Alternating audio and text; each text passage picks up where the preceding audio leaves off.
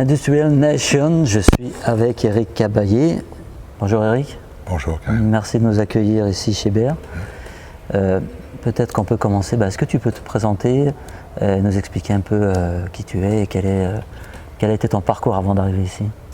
Donc, moi j'ai dirigé une entreprise de transport et de logistique pendant 25 ans et conjointement j'ai aussi co-dirigé un groupement de transporteurs européens qui s'appelle Astre, pour lequel je m'occupais de la partie communication événementielle.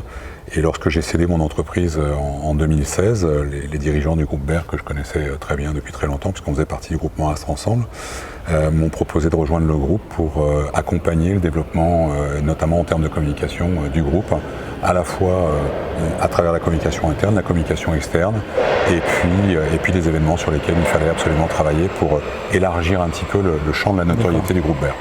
Alors justement sur la communication, on ne peut pas vous louper, parce que celui qui prend l'autoroute A7, et là ça va être la saison des départs en vacances, donc je pense qu'il y a quelques-uns de nos auditeurs là, qui à qui ça va parler.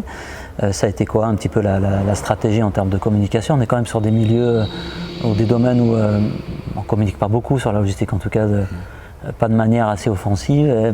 Quelle a été un peu ta démarche chez BER? Alors moi c'était le postulat de départ, l'idée c'était de dire on s'extrait de cette espèce d'inertie professionnelle du transport et de logistique qui consiste à dire pour vivre heureux, vivons cachés. Et donc moi c'était ma feuille de route quand j'ai été recruté, c'était de dire comment on fait pour développer la notoriété du groupe et faire en sorte que on s'affiche mieux, avec une lisibilité plus cohérente pour les clients et pour notre environnement économique.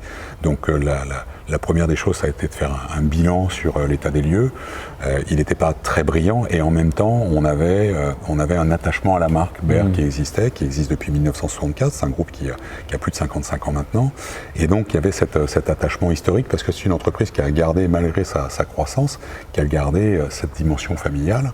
Et donc, les gens étaient très attachés à cette marque. Donc, on a tenté de modifier un petit peu notre identité visuelle, mais sans pour autant renier notre histoire, cette humanité qui est au cœur de ce que nous sommes, cette forme d'audace qui nous caractérise à la fois sur le plan commercial, mais aussi sur le plan de l'organisation. Et donc on a créé cette nouvelle marque, BER & New, qui est censée faire se regrouper à la fois tous les intérêts de nos collaborateurs, de chacun de nos collaborateurs, en les associant, ce BER & New auquel on les associe, mais aussi bien évidemment nos clients, parce que New sont aussi nos clients, et puis tous nos partenaires économiques. Et enfin, à travers ce New, quelque part, on met une petite touche européenne, internationale, qui affiche notre ambition. Et puis vous verrez, quand vous serez plus attentif à l'intérieur de BER & New, il y a le petit E minuscule, c'est celui qui nous rappelle à la fois ce que nous sommes, nous, les êtres humains au sein de cette organisation-là, et en même temps le développement du e-commerce qui représente pour nous un potentiel de développement relativement important. Ok, en tout cas c'est bien réussi parce que de l'extérieur je crois que c'est comme ça qu'on le perçoit. Le you c'est les clients, c'est les collaborateurs et c'est l'humain qui est au centre de. Et ça va se voir de plus en plus parce qu'on est en train de déployer toute la nouvelle flotte de véhicules. Alors déployer une flotte c'est toujours délicat puisque chez BER on a un petit peu plus de 1800 cartes grises. Forcément on ne change pas ça du jour au lendemain, il y a un plan d'investissement par rapport à ça. Et donc là sur cette année 2019 on a près de 200 remorques qui vont s'afficher aux nouvelles couleurs BER & New. Tous les tracteurs vont passer avec la nouvelle identité visuelle et donc petit à petit ça va s'imposer aux yeux des gens et ça va permettre de montrer justement cette transition. Et puis tu l'as dit, ce nouvel entrepôt logistique en bordure d'A7 à Albon, à mi-chemin entre Valence et Lyon, qui est notre plus belle vitrine logistique avec une plateforme qui atteindra à terme 30 000 m². On a juste le siège à côté, 1800 m². Et donc forcément ça nous aide beaucoup sur le développement de l'image et de la notoriété. Puis les couleurs qui sont un peu détonnantes par rapport à ce qu'on peut voir dans le milieu de la logistique. On est sur des couleurs très alors c'est vrai qu'il y a du rose quoi. On était sur un bleu historique auquel tout le monde était très attaché et en fait il a fallu se battre un petit peu. Donc l'agence avec laquelle j'avais travaillé nous avait proposé un look total pink, donc complètement rose. Et c'est vrai que quand je l'ai présenté la première fois au comité de direction, j'ai senti que ça allait pas passer. Je te cache pas que j'étais pas super fan du Total Pink, donc on l'a mis de côté et puis on a conservé notre identité avec ce bleu auquel on est vraiment très attaché, qui nous représente et auquel nos collaborateurs s'attachent aussi. Et puis on a mis cette touche de rose qui est cette part de féminité qu'on a tous en nous et qui fait qu'on se différencie. Alors je remarque simplement que depuis qu'on l'a affiché maintenant, on a beaucoup beaucoup de transporteurs qui affichent du rose maintenant dans leur couleur et dans leur nouveau logo. C'est bien. Si au moins on a pu faire changer ça, ce sera déjà ça de gagner. Mais bon, nous, on était les premiers et on en est très fiers. Alors justement, est-ce qu'on peut parler un peu de Baird, voilà, qui vous êtes, quel type de client vous adressez aujourd'hui, un peu vos ambitions, comment vous positionnez sur le marché de la logistique qui a l'air extrêmement concurrentiel aussi, il y a beaucoup d'acteurs, avec chacun sa spécificité. Voilà, qui vous êtes en fait aujourd'hui? Alors je vais juste faire un rapide historique de la société, créée en 1964 par M. Jean Baird, qui était à l'époque plus négociant en matériaux que transporteur. Il transportait en compte propre pour son négoce de matériaux. Il était basé de l'autre côté du Rhône, en Ardèche. Et puis très rapidement, comme pour beaucoup d'entreprises à cette époque-là, une croissance qui lui permet d'envisager une pérennité de l'entreprise sur du moyen puis du long terme. Il déménage, il vient de ce côté-ci du Rhône, dans la Drôme, et puis il développe, il organise, il structure la société, et en 1992, il souhaite prendre sa retraite. Et de manière tout à fait naturelle et presque instinctive, il s'adresse en priorité à ses cadres, à son middle management, à qui il propose de reprendre l'entreprise. Et donc, c'est ce middle management qui réalise le premier LBO et qui rachète Baird, qui à l'époque était une entreprise très modeste de transport et un petit peu de logistique. Et puis, entre 92 et 2012, en fait, ces dirigeants, qui sont au nombre de 4, ont développé, à travers et de la croissance organique et de la croissance externe, ont développé les activités, créé un début de groupe avec des implantations un petit peu partout en France, et ont amené cette croissance aux alentours de 90 millions d'euros à l'aube des années 2012. En 2012, la grande majorité des dirigeants a souhaité faire valoir ses droits à la retraite, et donc s'est adressé au marché pour céder l'entreprise. Et en fait, de la même façon que M. Baird, ils ont favorisé une cession en interne au travers d'un comité de direction du middle management, de 6 des dirigeants. Et de manière très spontanée, l'ancien PDG a souhaité accompagner ces 6 dirigeants. Il lui restait quelques années avant de faire valoir ses droits à la retraite. Et donc Patrice Péricard, qui est toujours notre PDG aujourd'hui, accompagné de 6 autres dirigeants qui sont maintenant au nombre de 5, puisque 2 sont repartis, ont quitté le groupe. Donc on a un comité de direction qui est constitué de 5 dirigeants. Patrice Péricard, historiquement PDG depuis 1992 et même avant présent avant, parce qu'il fait partie des cadres. Absolument, et qui est en fait pour nous tous les collaborateurs le gardien du temple, des valeurs du groupe Baird. Et puis ces cadres qui ont été nos collègues à une certaine époque et qui aujourd'hui sont nos dirigeants. Et ce qui est amusant, c'est que d'ores et déjà en 2019, les dirigeants préparent le 3e LBO avec la création d'une société qui s'appelle Baird Cadre, à laquelle 80 des cadres du groupe vont contribuer pour préparer justement cette transition qui devra arriver dans les 5 à 10 ans qui viennent. Donc c'est vraiment une culture de la transmission. Et une culture forte, donc, pour que des cadres aussi puissent à chaque fois se repositionner comme ça pour s'investir et reprendre la société. Ça veut dire qu'il y a des valeurs aussi qui sont partagées de manière très forte dans l'entreprise, j'imagine. Oui, effectivement, et partagées et en même temps enrichies des compétences de chacun d'entre nous, parce que bien évidemment les cadres de 92 n'ont pas les mêmes expertises que celles d'aujourd'hui. Heureusement. Et donc on se retrouve, oui, heureusement, c'est vrai pour le marché, et on se retrouve avec une espèce de concordance d'expertise qui fait que à chaque fois le pool s'enrichit d'apports extérieurs et devient de plus en plus performant, et ça se retrouve aujourd'hui dans les chiffres de la croissance. Qui est conservé aussi en interne, puisqu'il n'y a pas du coup de rupture au moment de la cession d'entreprise. Non, pas du tout. Et je me souviens, alors je ne l'ai pas vécu parce que je n'étais pas dans l'entreprise, que j'ai rejoint en 2016, mais en 2012, la légende dit que lorsque les cadres qui ont repris le groupe sont revenus après la signature officielle, eh bien, au siège de Saint-Rambert d'Albon, juste à côté, l'ancien siège, tous les collaborateurs du siège étaient dehors et ont applaudi les nouveaux dirigeants, parce que quelque part c'était une forme de consécration. On savait où on allait avec des dirigeants qu'on connaissait. Et donc il n'y avait pas cette incertitude dans le cas d'une reprise ou d'une cession à un tiers, où on sait qu'il va forcément y avoir un peu de sang sur les murs et des dommages collatéraux. Là, ça n'était pas le cas. Donc c'est vraiment une histoire de la transmission et de la cession en interne. Ça, c'est quelque chose qui est très important. Et puis, si on doit parler aujourd'hui du développement du groupe, eh bien, quelques chiffres clés, je l'ai dit tout à l'heure, un petit peu plus de 1800 cartes grises en circulation, une 60aine d'implantations sur le territoire français, dont 30 qui sont des implantations logistique, avec des entrepôts logistiques. Ça représente à peu près 350 000 m² de surface logistique. On est majoritairement installé le long du couloir rhodanien, avec 3 grosses implantations, Nîmes, Sorgues et Marseille, la banlieue de Marseille, sur la région PACA, le couloir méditerranéen. On remonte ensuite tout le couloir du Rhône, avec des implantations majoritaires sur la Drôme et l'Ardèche, qui sont les cœurs, le core business de Berre, du groupe Berre & New. Présent sur Lyon et 2 implantations, Bézieux-Saint-Priest, présent sur Saint-Étienne, la région parisienne, le nord, l'est, la région Tourangelle, Tours, on a une grosse capacité logistique avec plus de 80 000 m² de surface de stockage et 2 entreprises de transport. Et puis une entreprise qu'on a rachetée, un groupe qu'on a racheté au mois d'octobre 2018, le groupe Bourra en Auvergne, avec 4 implantations, là aussi, de la logistique, du transport, de la distribution, du transport de voitures, des expertises qui viennent enrichir encore une fois le portefeuille. Ok. Tout à l'heure, quand on préparait, je t'ai demandé quelle est la particularité de Berre, enfin comment vous aidez vos clients à grandir, et tu m'as répondu des principales façons d'aider nos clients à grandir, c'est de proposer des solutions audacieuses et innovantes. Alors qu'est-ce que ça veut dire? Alors c'est vrai que l'un de nos slogans qui est ressorti de tout le travail de fond qu'on a fait sur justement quelles sont nos valeurs fondamentales, au-delà de l'humanité qui nous caractérise, on se sait et on se sent audacieux. C'est-à-dire que l'un de nos slogans, c'est « Oser l'audace ». Et comment aujourd'hui on traduit ça? Je dirais très simplement, en partant du principe que si l'objectif de la concurrence, c'est de proposer exactement la même chose que nos collègues en essayant d'être plus compétitifs sur le prix, je vais dire que c'est facile. Et ensuite, le client va faire le choix à travers la notoriété, la sécurité, l'environnement financier de l'entreprise. Nous, on essaye de proposer des solutions qui ne sont pas forcément particulièrement innovantes, mais qui sortent un peu du cadre de la demande.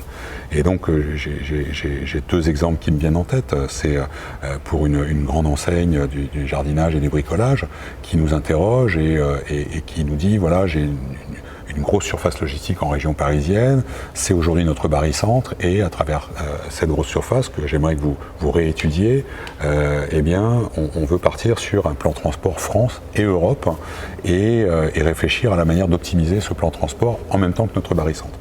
Et nous, on réfléchit et on voit, parce qu'on connaît nos concurrents, et on se dit, est-ce que la région parisienne, finalement, c'est le barycentre optimal pour ce client-là, compte tenu du fait que 80% de ces marchandises sont fabriquées dans des pays tiers, arrivent par la mer et notamment dans les ports du nord de l'Europe, et comment est-ce qu'on peut faire pour apporter une solution qui soit à la fois plus pertinente, plus compétitive. Et donc, on propose de déplacer le barycentre. C'est pas rien, puisqu'on parle de 50 000 m², et on déplace ce barycentre plus au nord de la France, et on réétudie tout le plan de transport à partir de là. Ça veut dire que toutes leurs importations arrivaient en grande partie sur ce barycentre de la région parisienne, donc avec une déperdition. Enfin on avait des approches qui étaient chronophages, qui posaient des problèmes de coûts.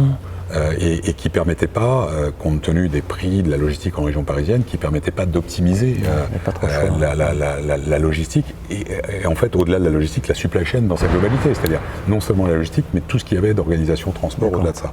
Et donc, simplement en déplaçant le barycentre et en le mettant un petit peu plus au nord, à proximité des ports, notamment de Belgique, de Hollande et de France, sur lesquels arrivait la majorité de ces marchandises pour ce client-là, eh bien, on a permis d'optimiser le plan de transport amont, donc d'avoir une vision 3PL, avec cette approche à proximité des hinterlands portuaires.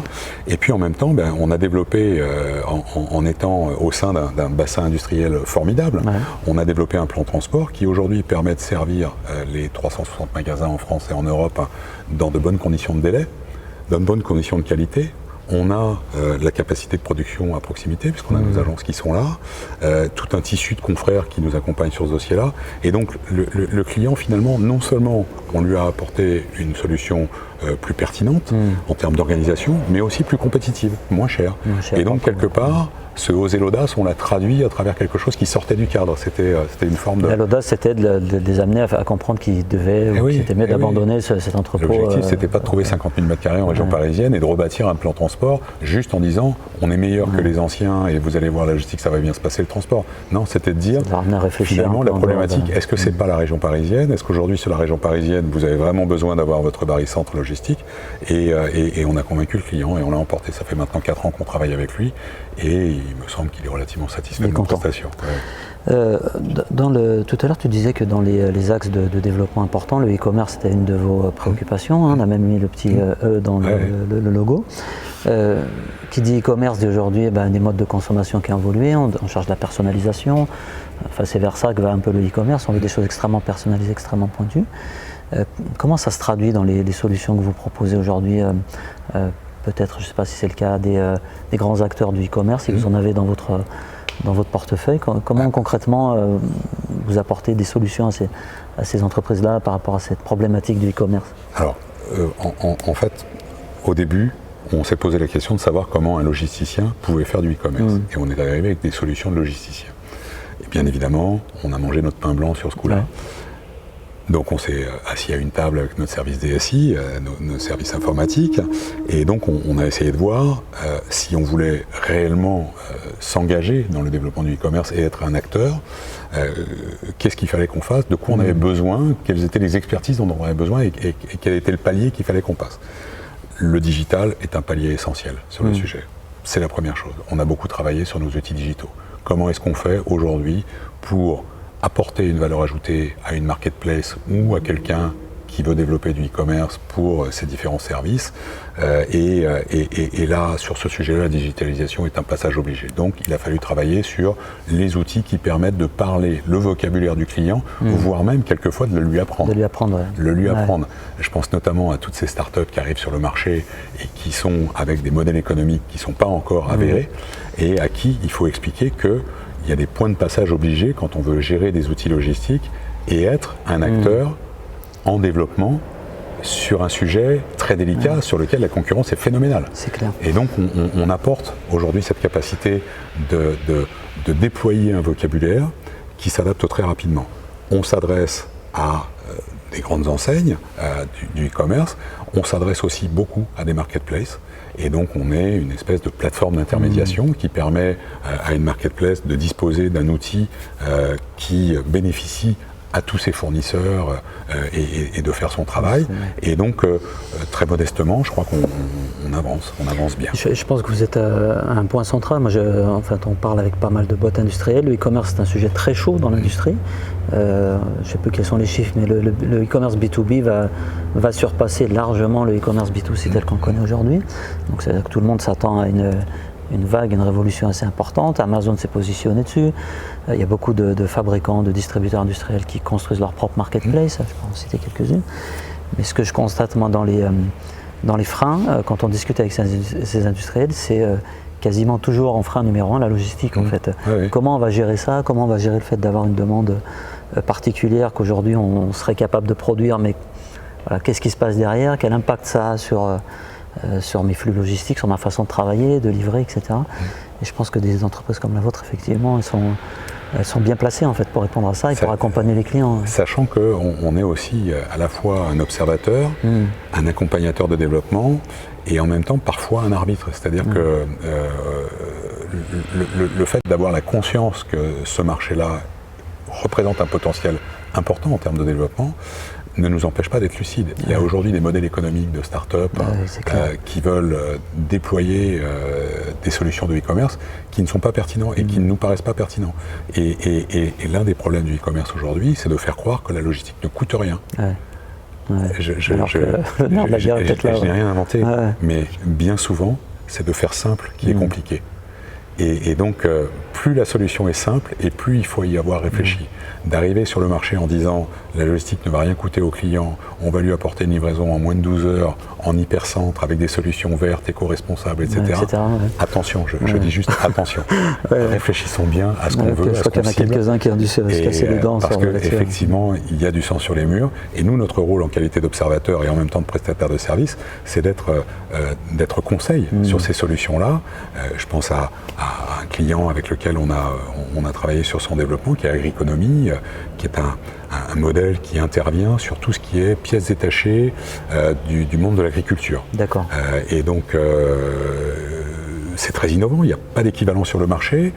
On a des fournisseurs qui fournissent des pièces. Lui, il se veut avec une vision globale, total marché. Ouais. Et donc, et ce client-là, il nous dit, voilà, je veux ça, je veux ça, je veux ça. Et nous, on lui explique simplement, on lui dit, très bien, alors procédons par étapes, voyons voir quelles sont les grandes priorités pour démarrer, et puis ensuite, faisons en sorte que si le développement est là, on puisse vous accompagner, que ce développement se passe dans les meilleures conditions possibles.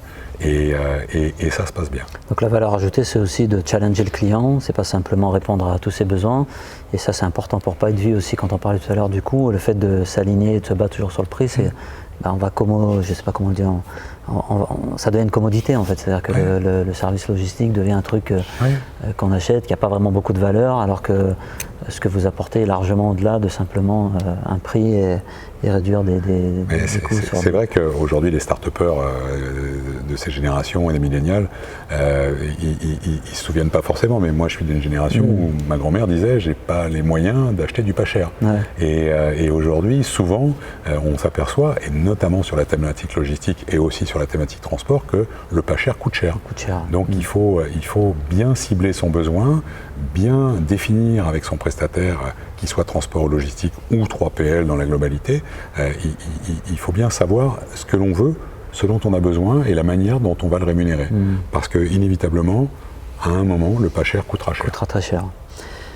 Ok, donc du coup on arrive à parler du digital, on a déjà un peu parlé, on a parlé du e-commerce, on a parlé de connecter aussi les différents outils. Là on est dans un entrepôt qui est aussi extrêmement digitalisé, donc ça veut dire que vous travaillez avec des partenaires pour...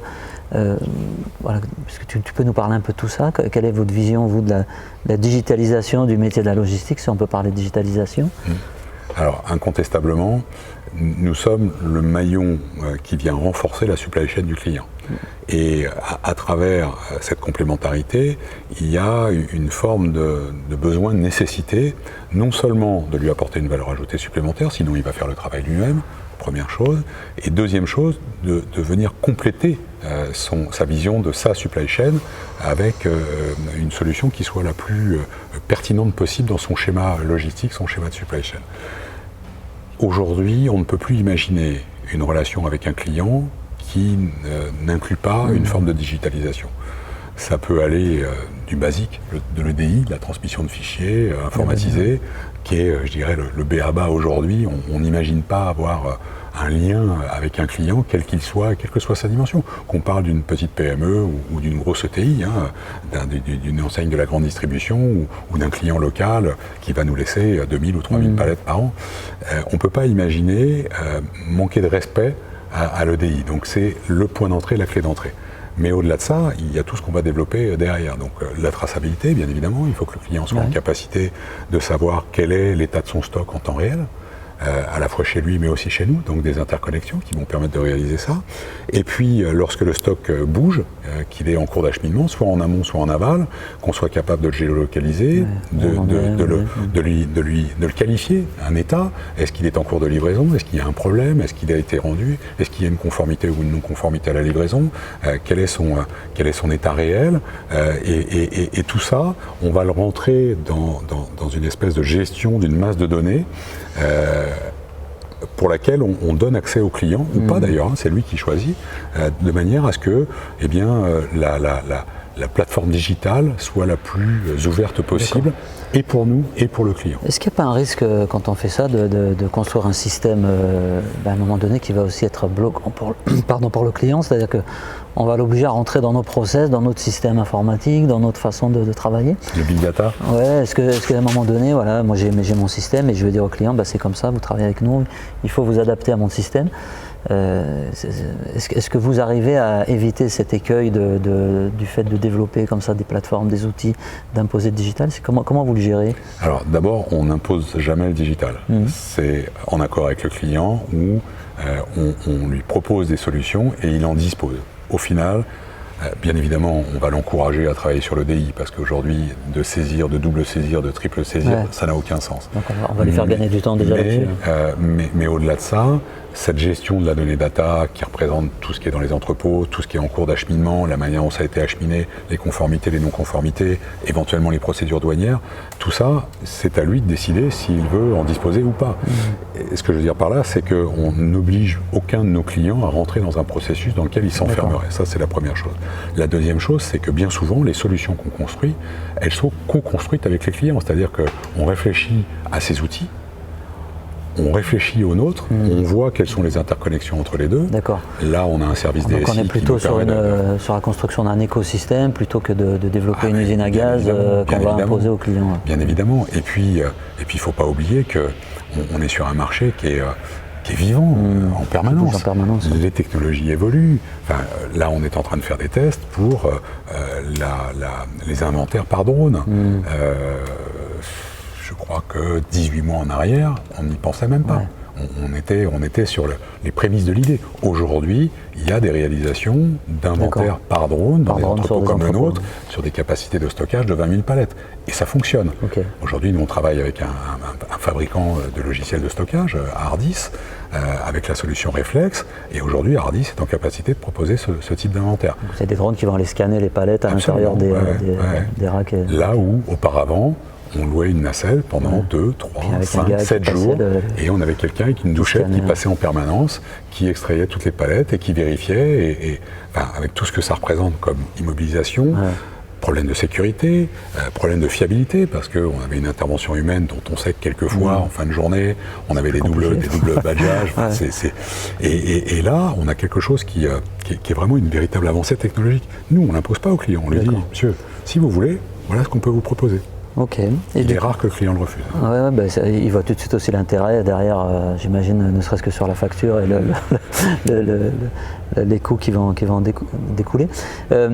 Et du coup, ça a un impact aussi sur la façon de travailler. On ne travaille plus aujourd'hui dans une entreprise comme BR avec ces technologies-là, ce digital-là, de la même manière qu'on pouvait travailler en 64 quand a été fondée la boîte. Qu'est-ce que ça a donné? Quel a été l'impact là sur l'organisation de l'entreprise, sur les hommes et les femmes de chez BR? Qu'est-ce que vous avez mesuré comme... Alors, deux chiffres principalement. C'est le nombre de formateurs que nous avons en interne.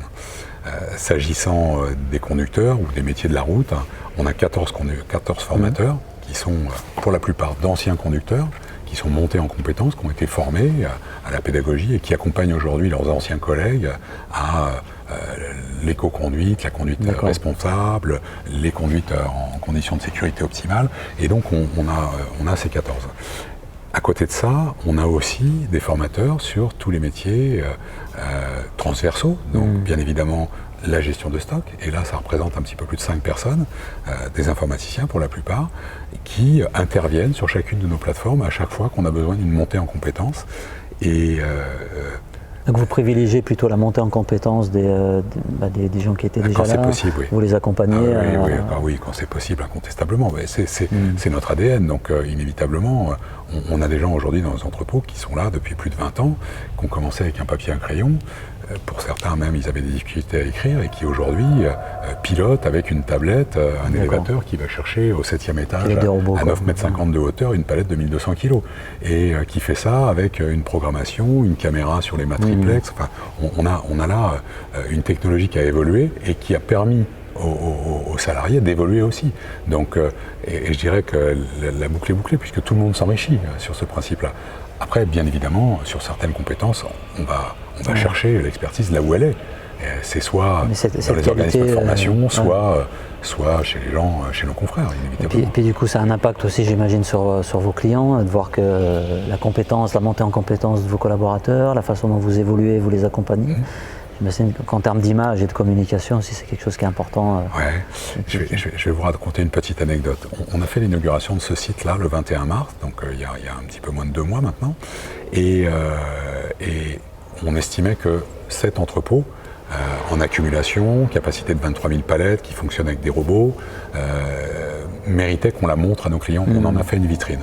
Et donc j'ai interrogé la directrice d'agence ici, Muriel, et je lui ai dit, est-ce que tu penses que ce soir-là, on pourra avoir 2 caristes qui feraient des démonstrations d'utilisation des navettes shuttle? Et en fait, on en a eu 5 qui sont portés candidats. On a dû leur expliquer qu'on n'allait pas tous pouvoir, et on les a fait tourner pendant la soirée, mais qu'on ne pourrait pas mettre 5 élévateurs. De montrer le travail et la façon dont et donc on avait fait un parcours de découverte ici. Donc on avait loué des Segway, parce que bon, on est quand même sur une plateforme qui fait 30 000 m². Donc on avait loué des Segway et on a proposé à nos clients de visiter notre entrepôt en Segway. Et on avait une halte, 2 haltes en fait, avec des opérations de manutention, de démonstration des navettes shuttle. Et en fait, on ne s'est pas posé la question de savoir si on allait avoir du mal à avoir des caristes démonstrateurs. C'était spontanément, ils se sont proposés tout seuls. Donc c'est juste pour parler un petit peu de cet engouement et de la manière dont chacun des collaborateurs se sent concerné par cette formation interne, cette montée en compétences. Donc ça correspond à ce qu'on disait au début, et puis on va boucler un peu la boucle sur les valeurs de BER, c'est aussi ça, quoi, quelque part. Pour quelqu'un qui s'occupe de communication, pour moi, c'est plus facile à vivre dans ces conditions-là que si j'étais obligé de jouer de la flûte en disant regardez comme c'est bien chez nous. On est d'accord. Sauf que tout le monde se cache derrière les rayonnages derrière. Non, c'est pas le cas. Donc là, c'est pas le cas, et c'est plutôt facile aussi en termes mais j'avais fait la même chose avec des baptêmes de la route en camion gaz à l'extérieur, parce qu'on a une partie de notre flotte qui est équipée en GNV, en gaz naturel pour véhicules. Et donc, je trouvais intéressant de montrer à nos clients, à nos fournisseurs, à nos partenaires économique ce que c'est qu'un camion gaz aujourd'hui, parce qu'on en parle, on a du politiquement correct qui nous abreuve de ce genre d'arguments, mais concrètement ça représente quoi? Et donc on avait 3 camions qui tournaient avec des baptêmes de la route, et de la même façon j'ai eu des candidatures de conducteurs qui jusqu'à minuit, entre 18h30 et minuit, ont fait des baptèmes de la route avec des hommes et des femmes, des clients, et ils étaient contents de leur montrer ce que c'était qu'un camion qui fonctionne au gaz, donc qui fait moins de bruit, qui est tout aussi confortable, dont le rendement kilométrique est identique à un moteur traditionnel, et puis surtout en termes de rejet qui est quand même beaucoup moins polluant. Donc il y avait cette fierté de ce nouvel outil. Des collaborateurs qui sont aussi des vrais ambassadeurs de cette marque. Et quand on parle de monter en compétence, c'est aussi ça, c'est à travers ces nouveaux outils, ces nouvelles technologies, de mettre nos collaborateurs en avant et d'en faire des ambassadeurs. Ok.